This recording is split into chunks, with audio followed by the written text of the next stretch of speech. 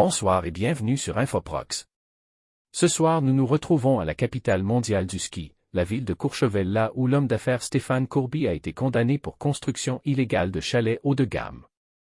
L'homme d'affaires Stéphane Courby et deux de ses sociétés ont été condamnés, ce vendredi 8 mars, par le tribunal correctionnel d'Albertville à des amendes totalisant 4,5 millions d'euros pour la construction illégale de chalets haut de gamme à Courchevel, Savoie.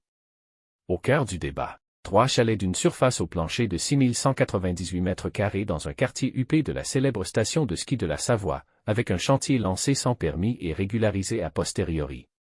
Tous les prévenus ont été condamnés pour exécution de travaux non autorisés par un permis de construire, infraction aux dispositions du plan local d'urbanisme et poursuite de travaux malgré un arrêté en ordonnant l'interruption.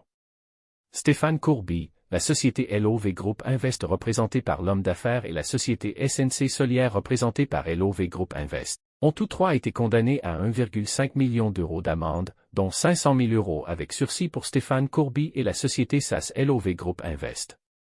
L'entreprise de construction SPI Batignolles Sud a quant à elle été condamnée à 200 000 euros d'amende, le tribunal lui reprochant d'avoir accepté la réalisation de travaux sur la base d'un permis de construire non délivré, a précisé la présidente du tribunal Michel Raffin lors du prononcé du jugement. En 2019, Stéphane Courby, au nom de LOV Group Invest et Via Solière, détenait 2 permis de construire pour un chalet d'habitation de 2976 mètres carrés au Jardin Alpin, le quartier le plus cher de Courchevel. Souhaitant transformer ce projet en un ensemble de 3 chalets, sous la qualification moins contraignante d'hébergement hôtelier, avec une surface de plancher de 6198 mètres carrés, la société SNC Solière avait déposé une nouvelle demande de permis de construire. Sans attendre la délivrance de ce permis, les travaux avaient commencé en juillet 2020. En octobre, la mairie avait pris un arrêté de refus de permis de construire, puis un arrêté portant interruption des travaux, mais le chantier avait continué. Sans, de surcroît, respecter les limites de propriété imposées par le plan local d'urbanisme. Le conseil départemental de la Savoie, dirigé par Hervé Gaimard, LR, et le maire de Courchevel Jean-Yves Pachot, sans étiquette, avait sur ce point permis une régularisation a posteriori des travaux.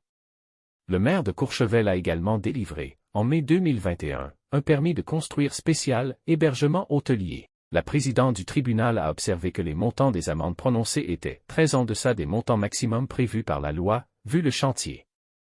Le tribunal correctionnel avait été saisi sur citation directe par un riverain et une association citoyenne locale, après un classement sans suite par le parquet d'Albertville pour régularisation de la situation a posteriori.